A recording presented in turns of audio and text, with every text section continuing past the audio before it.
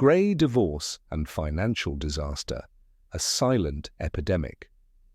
I used to think divorce was for the young.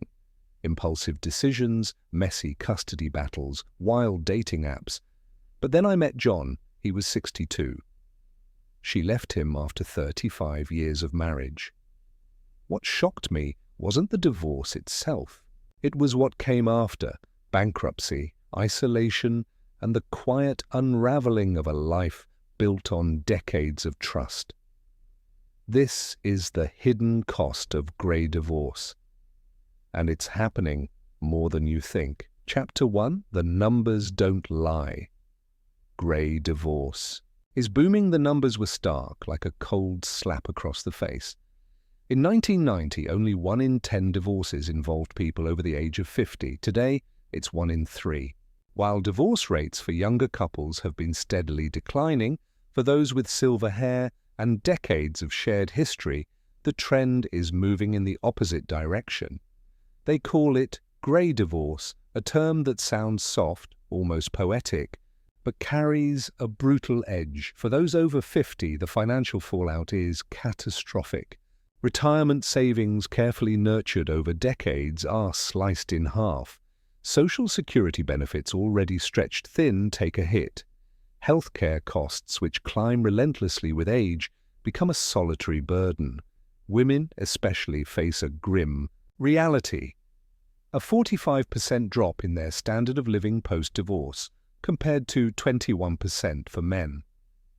The numbers don't lie, but they don't tell the whole story either.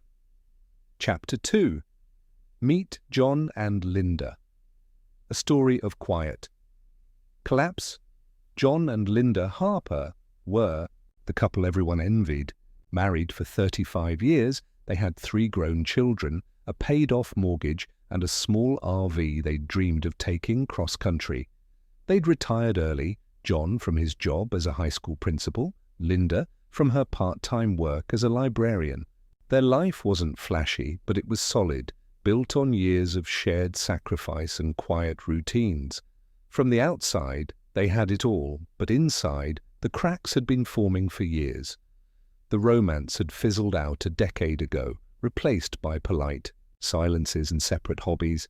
They stayed together for the kids, for the stability, for the fear of what change might bring. When their youngest, Emily, moved out to start her own family, the house grew unbearably quiet. The silence wasn't peaceful, it was suffocating. One morning, over a breakfast of burnt toast and weak coffee, Linda set her mug down and looked at John. Her voice was steady, but her hands trembled. "I want to spend the rest of my life being happy," she said, "and I'm not happy here." John froze, the words sinking in like a slow poison. He didn't argue, he didn't beg. He just nodded, because deep down he'd known this was that's coming. A week later, Linda packed a suitcase and moved to a condo near her sister. And John, alone in the house they'd built together, began to fall apart. Chapter 3. The Unseen Financial Consequences. John had always pictured growing old with the Linda. They'd planned to share everything: the rent, the groceries, the utility bills, the inevitable aches and pains of aging. Together, their retirement savings had seemed sufficient, their social security checks a modest but reliable cushion. Alone, it was a different story. The house, their pride and joy, was sold. The proceeds were split, but after legal fees and taxes, John's share was barely enough to cover a deposit on a 1-bedroom apartment in a tired complex on the edge of town. The RV, a symbol of their unfulfilled dreams, was sold to a young couple for half its value. The joint savings account was divided, but Linda, who'd spent years out of the workforce raising their kids, was awarded the larger portion by the court. John didn't begrudge her that, not at first. But as the months wore on, the reality of his new life set in. Rent ate through his savings like termites through wood. Healthcare premiums, once split between them, now fell entirely on him. His Prescription costs for blood pressure and arthritis meds doubled his monthly budget. He started skipping doses to save money, a dangerous gamble he didn't fully understand. The Social Security checks, which had seemed adequate for two, were laughably insufficient for one. "I thought the hardest part would be losing her," John told me one evening, his voice hoarse over a cheap beer at a local diner. I was wrong. The hardest part was realizing I couldn't afford to be alone. Chapter 4. Why, Gray, divorce is so risky. Financially, dividing assets in your 30s or 40s is painful, but there's time to recover. You can work longer, save more, rebuild. But at 60, dividing assets is like cutting down a tree that's just stopped growing.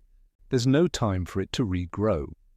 Retirement plans, carefully crafted over decades, are split down the middle, but the cost of living doesn't halve itself to match. Rent stays the same, groceries stay the same, healthcare costs, which skyrocket with age, stay the same, or worse, they climb. For women like Linda, who often sacrificed careers to raise children, the financial hit is even harder. Social Security benefits are based on earnings history, and years out of the workforce means smaller checks. Alimony, if awarded, is rarely enough to bridge the gap. The statistics are brutal.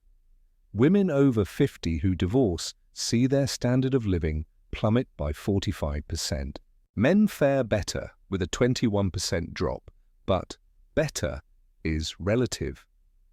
Both face a future where every dollar counts, and there are fewer dollars to go around. And then there's the hidden trap: time. At 60, you can't just start over. The job market isn't kind to older workers, and even if it were, the energy to grind through a new career is often gone. The nest egg you spent 30 years building is now half its size, and the clock is ticking. Chapter 5. It's not just the money. It's the isolation. John's apartment was small, but it wasn't the cramped space that got to him. It was the silence. No more morning coffee with Linda, no more casual chats about the kids or the weather. His routine, breakfast, errands, dinner, had been built around her. Without her, the days felt hollow. Worse, he lost his social circle. Most of their friends were couples, and after the divorce, they drifted toward Linda. They all took her side, John said, though he admitted it wasn't exactly about sides. It was just easier for them to stay connected to her. She was the one who'd organized dinners, sent birthday cards, kept the group together. John, always quieter, had relied on her for that. Now he was adrift. Men, especially, struggle with post-divorce loneliness. Studies show they're less likely to maintain social connections without a spouse's influence. Depression creeps in, subtle at first, then overwhelming. Suicide risk spikes for men over 50 after divorce, a fact that chills me every time I think of John sitting alone in that dim apartment. Alcohol becomes a crutch for some, others simply withdraw, their lives shrinking to the size of a TV screen. "It's not a crisis that screams," John said. "It whispers." Chapter 6. Divorce. After 50 for women. A double-edged sword. For Linda, the divorce was a liberation, at first. She moved to a bright condo near her sister in a bustling coastal town. She signed up for yoga, took a solo trip to Italy, even tried online dating for a few months. "I felt alive again," she told me, her eyes sparkling with the memory. Like I'd been asleep for years. But freedom came with a price. Linda hadn't realized how much John had handled: the taxes, the insurance, the pension paperwork. She'd always trusted him to manage the numbers, and now, alone, she was drowning in them. Her share of the savings, though larger than John's, wasn't enough to sustain her new life. The condo's HOA fees were relentless. Her Social Security checks were smaller than she'd expected, a consequence of years spent raising kids instead of climbing a career ladder. Medicare covered some of her healthcare, but not the dental work or the new glasses she needed. And then there was the loneliness. Linda's friends, like John's, were mostly couples. After the divorce, the invitations to brunches and game nights slowed to a trickle. "It's not that they don't like me," she said. "It's just awkward. I'm the odd one out." Now, her sister was a lifeline, but even that relationship strained under the weight of Linda's need for connection. Chapter 7. Are we romanticizing grey divorce? In movies and magazines, grey divorce is often sold as a glamorous reinvention. Picture a silver-haired woman sipping wine in Tuscany, or a rugged older man finding love on a dating app. It's packaged as a bohemian rebirth, a chance to chase dreams you shelved in your 20s, but the reality is far less cinematic. High medical bills pile up, especially for chronic conditions that emerge with age. Estate planning becomes a nightmare. Who gets the house, the savings, the life insurance when you're no longer a unit? Adult children, caught in the crossfire, grapple with divided loyalties and the stress of caring for two aging parents instead of one. And wealth? There's no time to rebuild it. What you have at 60 is what you're stuck with. The romantic narrative skips these truths. It doesn't show the panic of a bounced check or the ache of an empty house. And too many people, like Linda, walk into grey divorce fueled by emotion, not strategy. They don't see the cliff until they're already falling. Chapter 8. Preparing for grey divorce. If it must happen, sometimes divorce is the only path to peace.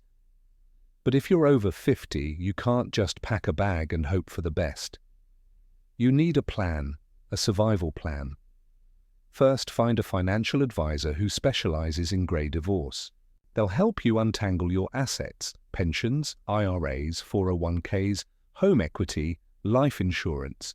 Know exactly what you're entitled to and what you'll need to live on. Budget ruthlessly because every penny counts now. Healthcare is non-negotiable. Medicare doesn't cover everything, and out-of-pocket costs can cripple you. Update your will and estate plan. A divorce changes everything, and you don't want your ex inheriting your assets by accident. And brace for a social reset. Your friends may drift, your routines will crumble. Build new ones before you need them. Join a club, volunteer, take a class. Loneliness is a thief, and it strikes when you're unprepared.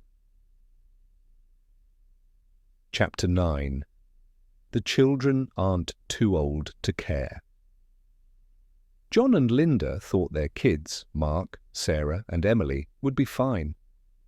They were adults, after all, with jobs and lives of their own. "They're too old to care," Linda had said, almost convincing herself. She was wrong. Mark, the eldest, started questioning his own marriage, wondering if his parents' 35 years had been a lie. Sarah, the middle child, felt pressure to mediate, shuttling between her parents' new lives and fielding their complaints. Emily, the youngest, was hit hardest. "I thought we were a happy family," she told me, her voice breaking. "Now it feels like my childhood was fake." Adult children of grey divorce carry invisible wounds. They grapple with trust issues, anxiety over their parents' futures, and the logistical burden of caring for two households instead of one. Some feel forced to choose sides, especially when finances or health crises arise. The emotional collateral is real, and it lingers. Chapter 10. The New Face of Loneliness.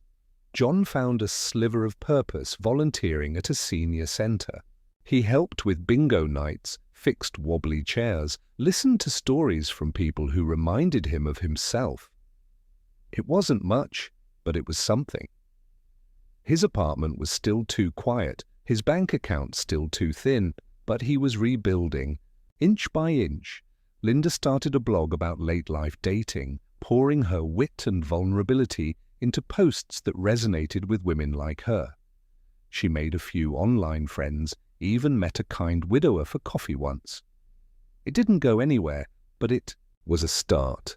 I didn't realize I was signing up for a different kind of poverty, she told me. Not just financial, emotional too. Their scars remain. John's hands shake when he balances his checkbook. Linda's smile fades when she talks about the future, but they're here, still standing, proof that grey divorce doesn't have to be the end, just a painful new beginning. Voice over, closing. Somber, but hopeful. Grey divorce isn't just a statistic. It's a quiet epidemic, reshaping lives when time is short and stakes are high. John and Linda's story isn't unique, but it's a warning. If you're facing this path, plan carefully. Protect your heart, your wallet, and the ones you love, because the cost of starting over is steeper than you think.